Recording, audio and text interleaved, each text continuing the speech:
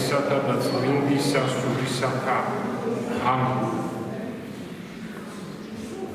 თმანო და დამა. დღეს მრავალწმინდანის ხსენება. მათ შორის ანდრია კრიტელისა ეპისკოპოსის, რომელმაც დიდი კანონი დაწერა. მათ შორის ანდრია რუბლოვის, რომელმაც სამების ხატი დაწერა, საოცარი ხატი. ნიკოლოზ იმპერატორის მეორის და მისი წმინდა ოჯახის ხსენება და სხვათა მოწამეთა და რაღაცნაირად შევეხმიანოთ წმინდანებს და მე მინდა უბრალოდ დავიწყო მით უმეტეს რაღაც კავშირი არის დავიწყო მოგზაურობა ჩვენი ორდღიანი ლევლის წევრები ვიყავით აბასტუმაში მოილოცეთ პანტელეიმონის მონასტერი პანტელეიმონის ტაძარში პარაკლისი აბასუეთ ეს არის დედათა მონასტერი და ეს არის ნიკოლოზ მეორის იმპერატორის მამის ალექსანდრე მესამის აშენებული სასახლე და იმ სასახლის ეზოშია ესე იგი ეს ტაძარი და ეს სასახლეც იქვე არის დედათა მონასტერი ეხლა სასახლეში განლაგებული. აქ ერთ საინტერესო ისტორია, რომელსაც შემდგომ მოვყვები მე და როდესაც აი ფიქრები მოდიოდა ზუსტად რომ აი აბასტუმაში წავედი და ვიცოდი ამ სასახლის არსებობის შესახებ და კვირას ნიკოლოზ და დღეს ესე იგი ანუ ჩვენ ვიყავით ხუთშაბათს და პარასკევი ვიყავით მოსალოცად იყო ხსენება ნიკოლოზ მეორის და იმპერატორის ფიქრები წამოვიდა რომ თქვენ იცით როდესაც საქართველოს რუსეთს შეუერთდა გეორგიევსკის ტრაქტატის მიხედვით ეს შეერთება კვლავ უნდა ყოფილიყო იმპერიაში შესვლა არამედ უნდა ყოფილიყო ორი დამოუკიდებელი ქვეყანა მაგრამ ნუ რუსებმა დაარღვიეს ცოტა ჩვენი შეცდომაც იყო ამ საკითხებს ახლა ჩვენ სხვა დროს განვიხილავთ ახლა არა დაარღვიეს ეს შეთანხმება და საქართველოს შევიდა რუსეთის იმპერიის ქვეშ. მაგრამ აქ უცნაური ამბავი მოხდა რუსების შემოსვლა საქართველოში თქვენ იცით რომ ეს არ იყო პირველი შემთხვევა. მე-17 საუკუნიდან დაიწყო უფრო ადრეც მე-16 საუკუნიდან ურთიერთობა რუსეთთან გაგრძელდა მე-17 საუკუნეში. თქვენ იცით ეს მე ხმას არ ვიღებდი მანამდე მაგრამ რუსი ისტორიკოსებმა თვითონ დაიწყეს ყველაზე დიდმა ისტორიკოსებმა თვითონ აღნიშნეს უბრალოდ თქვენს თვითონ გამოაცხადეს რომც არ გვინდოდეს ეს ჩვენ იმდენად დიდი ფაქტი ეს ფაქტი მოიტანეს დოკუმენტები ყველაფერი რომ პეტრე პირველი ეს არის მეფე ერეკლე პირველის კახეთის მეფის ერეკლე პირველის შვილი. ნუ აქ არ დავწვიმანდებით რას ამბობენ მაგრამ ეს პირდაპირ მიცემულებაა ჩემო ძვირფასებო და მოყოლებული პეტრე პირველიდან ამ რუსი იმპერატორიდან სინამდვილეში ქართველი წარმოშობილი იმპერატორიდან რადგან ერეკლე პირველის შვილი იყო შემდგომი იმპერატორები ქართველები იყვნენ წესით აქედან და ნიკოლოზ მეორეც ქართველი იყო. მე უბრალოდ არა მაქვს აქ ახლა სურათი დამავიწყე წამოღება თქვენ უნდა ნახოთ მისი შვილი ესე იგი მას 5 შვილი ყავდა 4 გოგო და მე-5 ყავდა ბიჭი ალექსი რომანოვი სინამდვილეში რომ ვთქვათ ბაგრატიონი ჩოხაშია გადაღებული ეს ბავშვი როგორ გავს ქართველს მე განახეთ მე იმ ფოტოს თან ჩოხაშია გადაღებული ჩოხაში და მე კიდევ გამახსენდა ის რომ როცა აშოტკურა პალატი ანუ აი ამათი ნიკოლოზ მეორის პუპი დიდი წინაპარი აშოტკურა პალატი ბაგრატიონი ჩვენი დიდი მეფე როცა აკურთხა გრიგოლ ხანძთელმა უკუნისამდე იმეფოსო და აგერ მე ვხედავ ამას რომ აქაც გრძელდებოდა ეს მთელი საუკუნე 1917 და 18 და 19 წლამდე სანამ დახრებდნენ ნიკოლოზ იმპერატორს და მის წმინდა ოჯახს ამაში ვხედავ გრიგოლ ხანძთელის ამ კურთხევას და აბას თუმაში რო შევედით, იქ ერთი საინტერესო ისტორია დაახლოებით ვიცოდი, მაგრამ მოგვიყვეს. თქვენ იცით, რომ იმპერატორ ნიკოლოზ მეორის ძმა იყო გიორგი რომანოვი ბაგრატი. და რომანოვმა გიორგი იყო ფილტვები დაავადებული და ეხლა ერთ საინტერესო რამეს ხედავ ჩემო ძვირფასი. ალექსანდრე მესამეს იმპერატორს მთელი მსოფლიოდან მოწვეული კონსილიუმი შედგა ექიმების და ყველამ განაცხადა, ესე იგი, აქ იყო გერმანელი ექიმები, აქ იყო ინგლისელი ექიმები, აქ იყო რუსი ექიმები, თქვენ იცით, დანიელი ექიმები, დანიელი ცოლი ყავდა. თუ არ ვცდები, შეიძლება ჰოლანდიელი, ნიდერლანდელი, აღარ მაქვს ან ერთი ან მეორე, ამ ალექსანდრე პირველს და თეთრ ხალხს წარმოიდგინეთ, როგორი ექიმებს დაასწრდა თავის შვილი გიორგის, რომელიც კვდებოდა, ესე იგი, ექიმებმა თქვენს, აქ მოკვდებაო ეს ადამიანი. და არისო ერთადერთი ადგილი მთელ მსოფლიოში, მე დააკვირდი, მთელ მსოფლიოში, არც შვეიცარიაში, არც საფრანგეთში, არ ვამბობ აფრიკაზე. მთელ მსოფლიოში ერთადერთი ადგილი დედამიწაზე ეს არის აბასთუმანი, სადაც ეს ბავშვი იცოცხლებს დიდხანს თუ არ გამოვა აბასთუმანიდან. და რა თქმა უნდა, იმპერატორებს დიდ დელეგაციას გამოგზავნის ცნობილ მხატვარს, ნესტერო მსოფლიო დონის მხატვარს გამოგზავნის, რომ ბრძანა იმპერატორმა, რომ იქ ააშენეთ სასახლე, რომელიც სასახლესაც ეხლა ესაუბრებოდი, შვილისთვის ესე იგი, რა თქმა უნდა, დედა გამოხვა შვილს, გიორგის და აშენდა ულამაზესი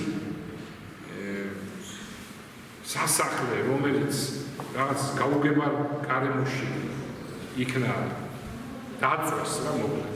ძალიან დიდი ალბათობით სასახლე დაწვეს. და ეხლა აღადგინეს ულამაზესად, ეხლა იცით თქვენი ყველაფერს აღადგენენ და აღადგინეს ულამაზესად, კიდე ჩება ცოტა და აღდგენილი იქნება ბოლომდე და აი ამ სასახლეში ცხოვრობდა ალექსანდრე მესამის დედოფალი იმპერატრიცა, ესე იგი, და მისი შვილი გიორგი. ანუ დედა ნიკოლოზ მეორეს.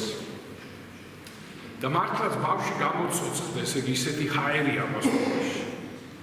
ჩვენ ვეღარ მოვახერხეთ, მაგრამ პატარაზე შევიხედეთ, შემოვიხედეთ ამ როშებში, ამ ტყე-პარკებში და ფანტასტიკურია. ახლა გესმით, მსოფლიო პირველი ადგილია, სადაც ჰაერი არის ყველაზე გაწმენდილი. და ეს ბავშვი იყო, გაიზარდა კიდევაც რა. რა მინდა კიდევ თქვა, აუცილებლად ამ გიორგის ისე შეუყვარდა საქართველო, რომ უცნაური რამა დიდი სიყვარული ჰქონდა და წარმოიდგინეთ თქვენ, რომ ამ იმას, რა ქვია, ზარზმა რო ნახა, ზარზმა ამ ბავშვმა გიორგი რომანოვმა ადგა და თქვა, რომ ზუსტად ესეთი ამიშენეთო და თქვენ იცით, აბასთუმანში აშენებულია ზუსტად ესეთი ტაძარი, ზუსტად ზარზმა გაკეთებული, ცოტა თანამედროვე. და გუმბათი რუსები ყვადგამდნენ თავის ხოჭს, როგორ არა, ისეთი გუმბათი დაადგეს, გესმით, ქართული გუმბათი.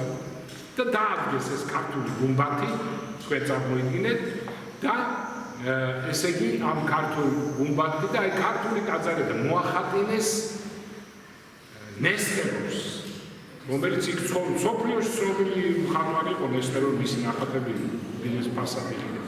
და თქვენ წარმოიდგინეთ, რომ ნესტეროს რამოდენიმე წელი იცხოვრა აბასთუმანში და მოხატა ტაძარი და გიორგი მუბრძანა, რომ მოხატეო ტაძარიო, იცით როგორიო? ქართული სახის. მაინც რუსი კაცი იყო და თლად არ გამოვიდა, მაგრამ თქვენ ნახავთ იქ წმინდა ნინოს ფრესკას, ძამავს ქართველს, როგორც არისტოკრატები და თავადები და ესე ცოტა ისე არის ეს ნინო დახატული. რაღაცა გეგონება თავადის ქალიაო, მაგრამ ნუ ხო გესმით რა ხდება. და იმდენად შეუყვარდა საქართველო გიორგის რომ შეიყვარა ეძებდა ქართველი ქალი უნდა და სადღაც იქვე სოფლად იპოვა თავადის ქალი ნიჟარაძის სახელი არავით ცნობი. ნიჟარაძე თავადის გვარის არიან და იმდენად შეუყვარდა რომ გადაწყვიტა რომ მის გარეშე არ მოიყვანდა ცოლს. და დედას უთხრა რომ მე ეს ნიჟარაძე ეს თავადი მიყვარსო და ეს ახლა დანიელი იმპერატრიცა და თან რუსეთში გაზრდილი ისა რუსეთის ამხელა იმპერიის იმპერატრიცა ხო გესმით ახლა მიუხედავად იმისა რომ თავად იყო დედამ გამოცხადა რომ რას ლაპარაკობ სოფლელიო მინდა თავადი იყოსო მე არ დაგტავნებას და არ ეკადრებაო რომ შენები და ბავშვმა იმდენად უყვარდა ეს ქართველი ქალი გაბრაზებული გამოიქცა სახლი და ეგ არ მახსოვს მობილზე დაждდა თუ ველოსიპედზე და გაიქცა ბავშვი აი ბავშვი აღარ უკვე დიდი იყო 20 წლის იყო თუ მეტის და გაიქცა ესე იგი გაშორდა აი დედას ყველაფერს გაშორდა და სამწუხაროდ მოდიოდა ერთადერთი ავტომობილი ამათი ისეც და ამას შეასხდა და მოკლედ გარდაიცვალა ეს ახალგაზრდა ბიჭი და ესე დასრულდა ეს სიყვარულის ისტორია და ალბათ რუსები დაინტერესდებიან ამ ისტორიით და ალბათ ფილმსაც შექმნიან ან ქართველები ზღაპრული თემა კინოსთვის რო გადაიღო ფილმი. კაი ეს მოკლედ, მაგრამ რუსები გაგიჟდნენ საქართველოს. როდესაც აქედან მხრიდან მათ დაათვალიერეს ეს მხარე, ლაგოდეხის მხარე, მე ესე ვიცი რომ აღმთოვარდნენ ლაგოდეხი. და თქვენს ლაგერ ოდიხა. და მე როგორც ვიცი ამის მერე დაარქვეს. ლაგერ ოდიხი. ამით არ შემოიფარგლებიან. ისინი გაოცდნენ ბორჯომის ხეობით. და მინერალური წყლები რო აი ხა სხვათაშორის გამოიცა 200 ტირაჟით მარტო საქართველოს ეხლა რამოდენიმე წლის უკან კულტურის სამინისტრო გამოცა ბორჯომი და ბაკურია. წავიკითხე მთელი ისტორია, რუსები აღთოვადნენ და მათ დაარსეს ქარხანა ბორჯომის, რომელიც მეერთე მსოფლიოს მოედოდა, აღთოვანებული იყვნენ გერმანიაში, ინგლისში, სადაც ამათ კავშირები ჰქონდა და ყველგან ეს ბორჯომი გადიოდა. მათ რუსები, როგორც მოყვარული ზამთრის კურორტების, აღმოაჩინეს ბაკურია და იმდენად გათვალეს ეს ყველაფერი, რომ გაიყვანის მატარებელი კუკუშკას რო უწოდებდა და უფსკრუნზე ხიდი იყო გასადები და ეიფელის კოშკი ვინც გააკეთა პარიზში ეიფელს შეუკვეთეს ხიდი და ის ხიდი დღეს რო კუკუშკა გადის არის ეიფელის ავტორი წარმოიდგინე სულ არის მსოფლიოში ესეთი რამ ალპებში რო არის მატარებელი არის შვეიცარიაში და საქართველოში ბორჯომი ბაკურია მე მოვისმინე, ჩემი თვალით ნახე, ჩემი ყურით მოვისმინე, რომ რა უპირატესობა აქვს, ესე უფრო მაგარი, უფრო ძლიერი, უფრო დიდი და ინფრასტრუქტურით, უფრო ეს არის, უფრო კარგი ბორჯომბაკურიანი ვიდრე შვეიცარიაში, სადაც იქაც ხიდია გადებული ერთ შედარებით პატარა უსკულზე, მთელი მსოფლიოს ტურისტები დგანან და კუკუშკა რო გაივლის იქ შვეიცარიაში უღებენ. აქ კი არ არის, თუ ჯერ არ არის გაფიარებული. ქართველები ესევა წერდნენ. რუსთაველის იუბილე იუნესკოს რომელიღაც ეს 2017 წელს ისე ჩაიარო ერთი აბრა არ გამიგრია და არ მოაცნობეთ იმათმა აცნობეს მთელ მსოფლიოს და ჩვენ ერთი აბრა სიგარეტების და ის აბრები იყო გაკრული რეკლამები აბრაზე წარმოიდგინე ერთი მაინც ინგლისურად ქართულად დაეწერა ან ჯობს სიცოცხლესა ნაძრახს ან რამე ესე იგი რაც არის აფორიზმები უპტავი ესე იგი რუსთაველის შემოძვირფასებო ესეთები ვართ და რუსებმა ლიკანში ააშენეს სასახლე იმპერატორი ლიკანის სასახლე როგორ გადაურჩა კომუნისტებს მე არ ვიცი მაგრამ გადარჩა მაგრამ თქვენ უნდა გენახათ ის სურათები ამ ალბომში ამ ჟურნალში გამოცემული ამ წიგნში ეს მარტო სასახლე კი არის ეს იყო თითქმის ანალოგია იმ საზაფხულო რეზიდენციის პეტერბურგში როა და უფრო ლიკანის სასახლე და მისი ეზო იყო მოწყობილი ფანტანები, ჩადრევნები, ძეგლები, აი ეს ძეგლები სულ გაანადგურეს კომუნისტებმა, დიდად სამსახუროდ საოცრება იყო. ღამით იყო განათებული, წარმოიდგინე მე-19 საუკუნის რომელი წლები იყო 60-იანი თუ 50-იანი წლები რუსებმა რო ეს გააკეთეს. განათებული იყო ბორჯომი, გადაფან შადრევნები რომ ესე იგი ღამით იყო რაღაც სასწაული, თუმცა ესე არის ისტორია. გაგიჟებული იყვნენ რუსები და თქვენ იცით კიდე ერთი სასახლე გაგრაში ალბათ მეორე ყოფილიყავთ, ესეც იმპერატორის გაშენებული იყო, საქართველოს მოხიბლული იყო. აბასთუმანი, ბორჯომი, ბაკურიანი გაგიჟებული იყო.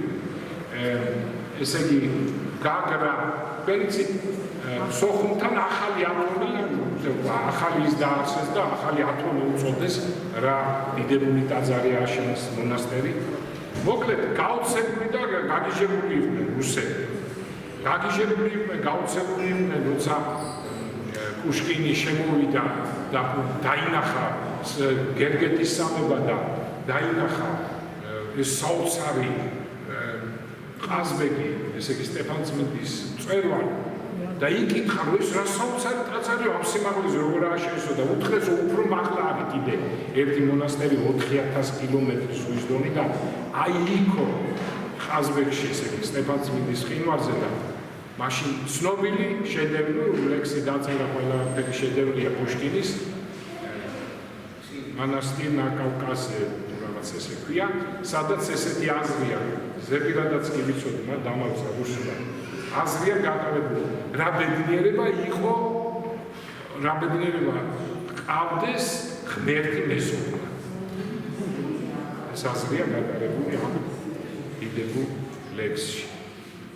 თქვენ იცით, რუსები მარტო ამით არ მოხიბლულან, გაოცებული იყვნენ რაჯათი, იქაც ხიდი აქვს დაშენებული, მამისონის უღელტეხილზე შოვში რო შემოდის.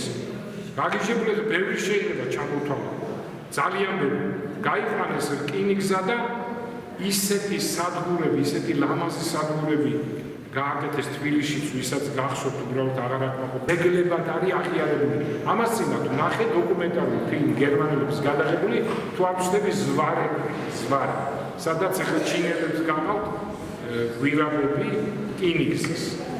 და იმ ზვარეში ამ დოკუმენტალურ ფილმში არის ერთი ულამაზესი სადგური, სადაც ატარებლებს, ესე იგი წითელს ან მწვანეს აჩვენებს ის სადგურის მორიგე და ის ეუბნება ერთს. აქ ალბათ ყველაფერი დაინგრევა ვიღაცეუნება და არა ამას არ დაანგრევენ, ეს არის ძეგლის სტატუსი აქვს ამას. და ესე იყო ყველგან, პატარა და დიდი გაჩერების ყველგან, სადაც კი ულამაზე მოკლედ რუსები გაგიჟდნენ საქართველოს.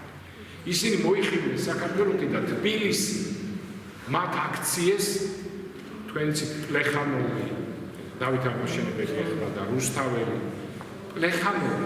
პლეხანოვს აქ პარალელური ქუჩა აქეთ კამოსრო იყო და ეხლა არის დუზნაძის და დანარჩენი აქვს აქეთ მარცხენა მხარეს აქვს 4 პარალელური ქუჩა. პერპენდიკულარული ბევრი, კიევის ქუჩა, პეტერბურგის ქუჩა და რუსთაველიც ასევე, აი ამ მონაკვეთში, რაც მე შემოხაზე, არის 100 სასახლე შემორჩენილი, ჩემო ძვირფასი. ეხლა ტურებიც კი დაიწყეს, ძალიან კარგია. აი ამ აჩვენებენ ამ პლეხანოვისა და რუსთაველის ამ სადარბაზოებს, ამ აივნებს, ამ ძველ თბილისს და სოლოლაკი პირველი სკოლისა და ესე იგი რუსებმა გამოაცხადეს, რომ თბილისი საქართველოს მოხიბლულები ვაქციობთ და გამოაცხადეს გერმანელი ძალიან დიდი ურთიერთობა ჰქონდათ იმპერატორებს, სულ გერმანელები მოყავდათ, ან დანიელები, რუსებს, სომხებს და ქართველებს გამოუცხადეს და ყველას ზოგიერთი ირანული სასახლეა, ირანელებსაც ვისთანაც კავშირი ჰქონდათ, რომ თბილისი განაშენიანებინათ და დაიწყეს თბილისის განაშენიანება და ააშენეს ისეთი ოპერა, რომ ალექსანდრე დიუმა წერდა, საერთოდ სადაც ოპერა ვერ წარმოიდგინა, რომ საქართველოში ოპერა და რომ უთხრეს დილით თბილისში რომ გაათენა პირველი ღამე ერთი სომეხი მოვიდაო და მითხრა დღესო ჩვენო საღამოსო იცოდეთო განვიგი უთხრა და ოპერაში წავალთ. როგორ თქვენ ოპერა გაქვთო გაუცდა ალექსანდრე დიუმა და აქედან მიხვდა რა კულტურის და რა ქვეყანა იყო საქართველო და ოპერა მაშინ არ ქონდა ევროპის ძალიან ბევრ ქვეყანას, სხვა ქვეყნებს, აფრიკის და ასე ამერიკის და ასე შემდეგ და აზიის. ესე იგი სამწუხაროდ ეს შენობა თვითონ აი მოგზაურობა კავკასიაში თქვენ მე წაიკითხეთ, გადახედეთ, ძალიან მაგარი წიგნია ეს, აუცილებლად ყველა ქართველს უნდა კონდეს ალექსანდრე დიუმას. ის წერს, რომ სოფლიოში წარმოიდგინეთ პარიზელი კაცი, ფრანგი კაცი. არცო იტალიას, არც საფრანგეთს მოსასწაული ხა ესო ვიღაცას ეთქვა ხო ვიფიქრე ალექსანდრე დიუმა სამი მუშკეტერის ავტორი ამბობს ამას. სოფლიოში ეგეთი ოპერა არ არსებობს. ეს იყო ბაკაგონის ხისგან გაკეთებული ოპერა თავისუფლების მოედანი იყო. ეხლა იქ სამწუხაროდ დაიწვა ეს ოპერა. დიდად სამწუხაროდ. მაგრამ მე აშენეს ის ოპერა, რომელიც ჩვენ გვაქვს. ასე რომ იუნესკოს პლეხანოვის და აი ეს რაც ჩამოვთვალე მე რუსთაველის შემოგარენი უნდა რომ შეიტანოს იუნესკოს განცში, მსოფლიო განცში. და ეს იქცა მართალია ის იყო პატარა ქალაქი. ევროპის ერთ-ერთი საუკეთესო ქალაქი. თავის პარკებით, მუშტაიტის პარკი ეხლა დამახინჯდა, მაგრამ თქვენ იცით რა პარკი იყო ეს, რაღაც სასწაული პარკი იყო. ეხლაც კარგია, მაგრამ და თქვენ იცით პირველი მატარებელი, ბავშვების მატარებელი იყო თბილისში, მუშტაიტის პარკში, არსად სოფლიოში. მოხერხდა ისე, რომ თბილისის განაშენიანება ისეთი იყო, რომ პირველი ფუნიკულიორი, სოფლიოს პირველი უნდა გაგრძელებული იყო ეს ეს თაცმინდაზე უნდა გაგრძელებული იყო მეორე სართული თბილისის. გამიგე? და ეს იქაც სასახლეები უნდა აშენებული იყო და სოფლიოს პირველი ფუნიკულიორი. დღესაც არავის არ აკეთებს, როგორც თბილისში ესეთი თითქმის 45 გრადუსი დახა და ამ სიმაღლეს. და მოკლედ თბილისი გადაიქცა ევროპის ერთ-ერთ ულამაზეს ქალაქად და კომფორტულ ქალაქად იმ დროისთვის, ესე იგი რაღაც სასწაული და ალბათ დაგვებედა რომ იყრიან ჭყალებში. დღესაც ძალიან მაგრამ ვითარდება თბილისი და რამოდენიმე წელიწადში თბილისში შენდება ისეთი სასტუმრო, როგორც სიტყვა ჰაი კლასის ქალაქად იქცე. ანუ ისეთი სასტუმრო და ეს რელიეფი უწყობს ხელს, ალბათ ხარ დაკვირვებული ხო, უკვე შენდება თავისუფლების მოედნის ზემოთ, რომ ესეთი უიშვიათესი ორი არის თუ იქნება მსოფლიოში, ორი უმაღლესი დონის. რამოდენიმე არის ესეთი რაც სადაც განთავსებული იქნება ყველანაირი კომფორტი, ყველანაირი იმის თამაში და არ მახსოვს რა ქვია იმას. გოლფის თამაში და ყველანაირი სასწაული. მოკლედ, აი ესეთი გაგიჟდნენ და გაუცდნენ რუსები ჩემო ძვირფასებო და მე ამას იმიტომ ვლაპარაკობ. ხო, კიდე გამორჩა ერთი და ძალიან ბევრი გამორჩა. ახალქალაქი, ქართლის ახალქალაქში არის ახალქალაქის თაცმინდასავეთ არის პატარა გორაკია, გარიყულას ეძახიან. იქ მე კომუნისტებმა სუდანგრიეს ეს გერმანელების, ქართველების, სომხების, პოლონელების მიერ აშენებული სასახლები დარჩა ერთი პოლონელი თბილისის მთავარი არქიტექტორის სასახლე. მიიჩნიეს ალბათ ეს არაფერი არ არის და მე გარიყულა დაგუგლეთ და ნახეთ რა ხდება ამ სასახლის გამო. და ამბობენ რომ ამ სასახლეების რეკონსტრუქცია ესე იგი თავიდან აშენება და ის უნდა რომ პირველი სახე მისცე. მოკლედ აღარ გავაგრძელებ, იმიტომ რაღაც თავარი რაც უნდა თქვა გამიგრძელდა სიტყვა ჩემო ძვირფასებო. აქ კიდე ბევრია სალაპარაკო. აქ ძალიან ბევრია სალაპარაკო. იმდენად მოხიბლულები იყვნენ რუსები, რომ რას არ აკეთებდნენ, რამდენი სასახლე არ ააშენეს, რამდენი ქარხანა არ ააშენეს, ეს აბრეშუმის ქარხანაც არაფერ რო არის საუკეთესო აბრეშუმი იყო საქართველოში და ასე შემდეგ. მე ახლა რო არ გამიგრძელდეს საფარაში ჩატარებული წირვის შესახებ მოკლედ გეტყვით და დავამთავრე. მოკლედ მოვილოცეთ ყველაფერი, რაც შეგვეძლო ორ დღეში და პარასკევს ჩვენ წავედით საფარაში. თქვენ იცით, ესე იგი, რა საოცარი მონასტერი აშენეს ჯაყელებმა, განსაკუთრებით იყო ბექა ჯაყელი გამოირჩეოდა საფარის აღმშენებელი, იქვე არის დახატული მამამისი, თვითონ შვილები, საოცარი ხალხი, უდიდესი ქართველები, უდიდესი ვაჟკაცები და უდიდესი ქრისტიანები. იმ დონეზე ააყვავეს მესხეთ ჯავახები, რომ წარმოიდგინეთ, რომ აი სამხრეთით შემოიერთეს უდიდესი მიწები ქართლისა, უდიდესი ლამის არღრატამდე ჩავიდა. და ძალიან მაგარი ხალხი იყო, თვითონ საფარას რო ნახავთ იმ წამსი მივხვდებით. მე-13 საუკუნის თუ ისა მე-14 საუკუნის ხატრობა რა საოცრად არის შემორჩენილი საფარაში. ესე იგი, მე ამით შეიძლება დაგვირებული არ ვარ და საფარაში დავაკვირო. გუმბათზე ქრისტია გამოსახული. საკურთხეველში ქრისტია გამოსახული. და მაღალ დასაჯდომებზე, სადაც ეპისკოპოსი ნიშნება, იქაც ქრისტია გამოსახული. და ეს მაღალ დასაჯდომებზე ქრისტე არის რაღაც საოცრება, მომხიბლა, ხატმა. აი ხატწერა ხო იცით, ქრისტიანობას ქადაგებს. ესეა ცნობილი მამების სწავლებიდან. და აი ზუსტად ეს იყო ქადაგება, როცა მე წირვაზე უყურებდი ამ საოცარ ხატს, მან რაღაცა ისეთ შეგრძნებები მომცა ამ ხატის თაყვანისცემამ და ყურებამ, რომ აი როგორი ხატია ეს და როგორ აი თითქოს ჩემს სინდისში აი ეს მიკარნახა ხატმა, რომ ტელევიზორი საშინელება და ეს ხატია, ეს არ ყველაფერი მაცხოვრის ხატი უყურესხმობის და რაღაცა შინაგანად ისეთი გამიჩნდა აზრები, რომ აი ესე იგი რა უბედურება ეს ტელევიზორში რამდენი რაღაცის ყურება და რა ბედნიერება ხატაყვანისება და ხატის ხვეცნა და აი ხატთან ლოცვა. ესე იგი რომ საოცრება ხდებოდა და წირვა მომხიბლა.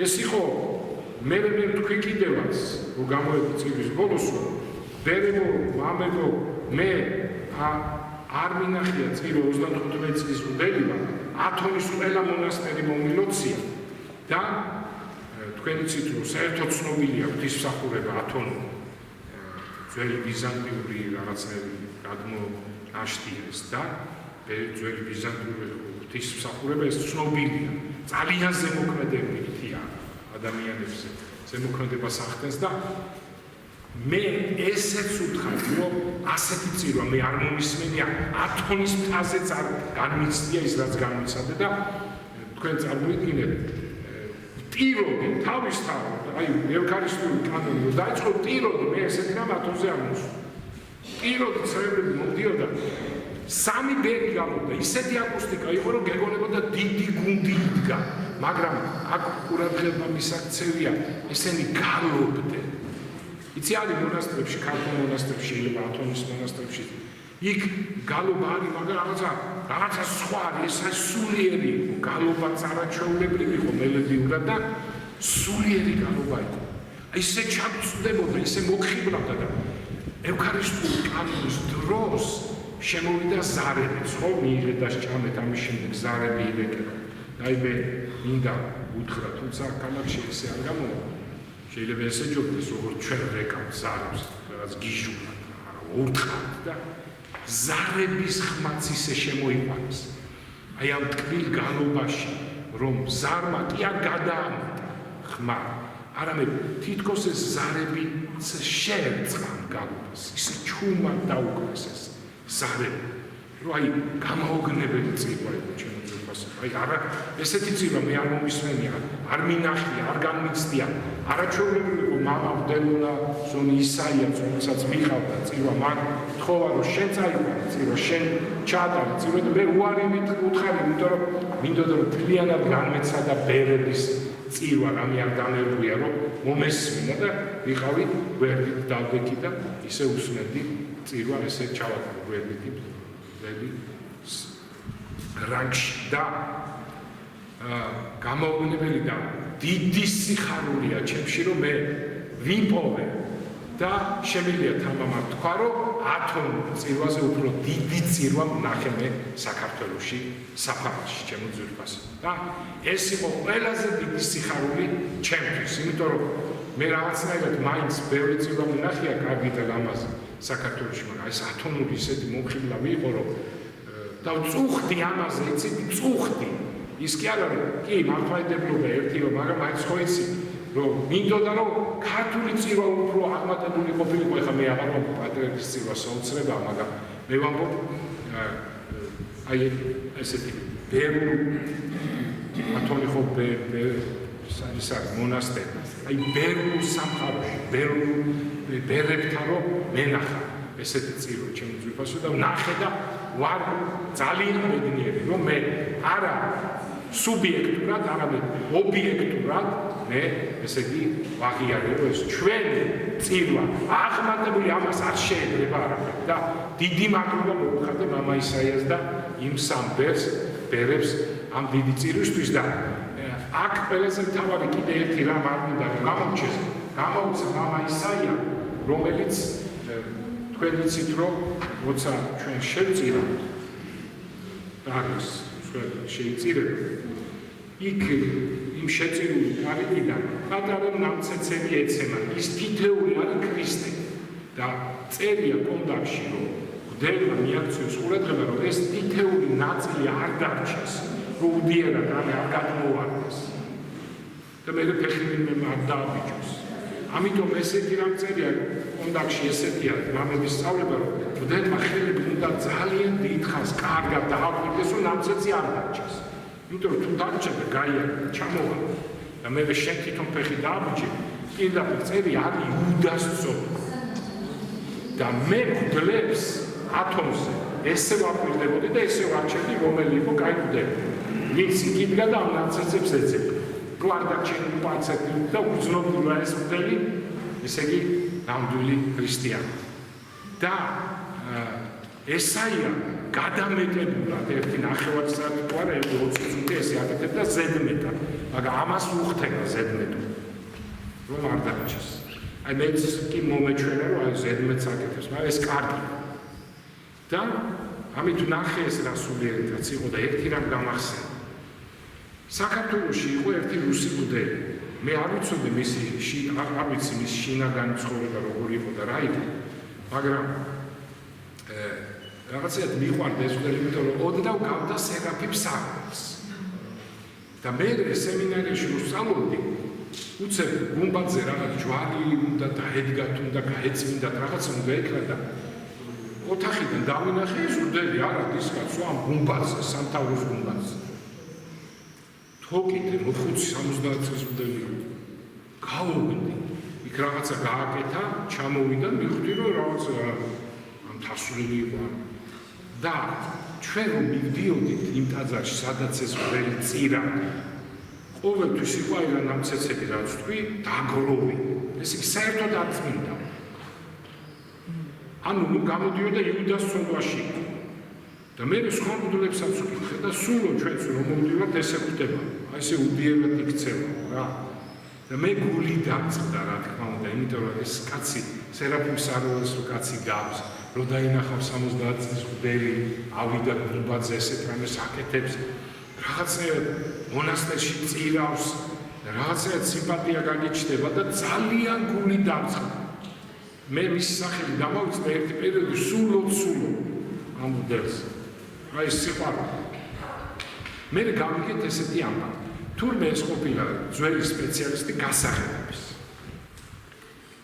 ყველანაირ სახის ყველანაირ სახსაღებდა თუ მოინდომდა და მასთან ჩამოსულან რუსეთიდან თუ ქართველი კურდების და არ ვიცი ხარ არ ვიცი ზუსტად არ ვიცი ვინ ჩამოვიდა უბრალოდ ვიღაც ჩავედი მოვიდნენ და ეთყობა ვიღაც სახლის გაღება თხოვეს როგორც დიდ სპეციალისტს და ვარი უთხრა და თავი მოაჭრეს ესე გარდაიცვალა ეს ღდელი ჩემი რეაქციაც ესეთი იყო რომ გავუგდი ეს რო გავიგე მაგრამ მე გავიხარე სულიერად იმიტომ რომ მივხვდი რომ ეს აი გამოისყიდა ამ კაცმა აშკარა იმიტომ რომ 80-იან წლებში კაცო დევს არავინ არ ეჭირდა თავს და რაღაც მაგრამ იმდენად შეიწირა ღმერთმა ისი აი ყველაფერი ეთქობა აინც რომ მისი ბუნებრივი გასვლა ეს მომხდარიყო ავადმყოფობასაც გააჩნია ეს უბრალოდ მომხდარიყო ის ვერ წონდება ეხლა მე დიდი იმედი მაქვს რომ ის კაცი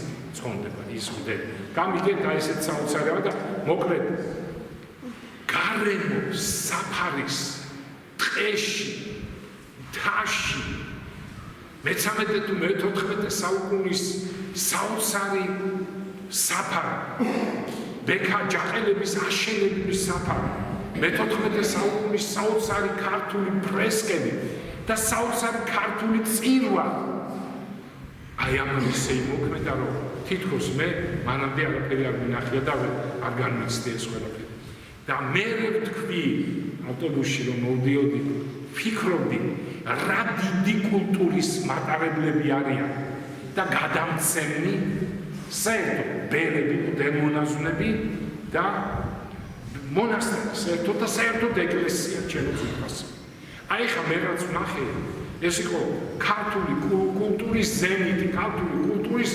აღმაფრენა და გაბწყინება და ამას სად ნახავ სხვაგან კი ნახავ ქართულ კულტურას სუხიშვილების ცეკვაში ანსამბლის ცეკვაში სიმღერაში ასეც და ამაზე უფრო აღმატებულს ვერ საკვებად აი როგორ უნდა მოეფერო ქართულ სასულიერო პირებს როგორ უნდა მოეფერო ბერებს უნდა შეუქმნა ყოველნაირი პირობა რომ ეს კულტურა ცოცხლად ატარო ვიდრე მეორედ მოსვლამდე და როგორ ებრძვიან ყველაფერ ამას ჩვენს ქართულს რა ვიცი აი რაც თქვი ეს თქვი და ჩემი გასწრება ესეთი იყო ჩვენთან არის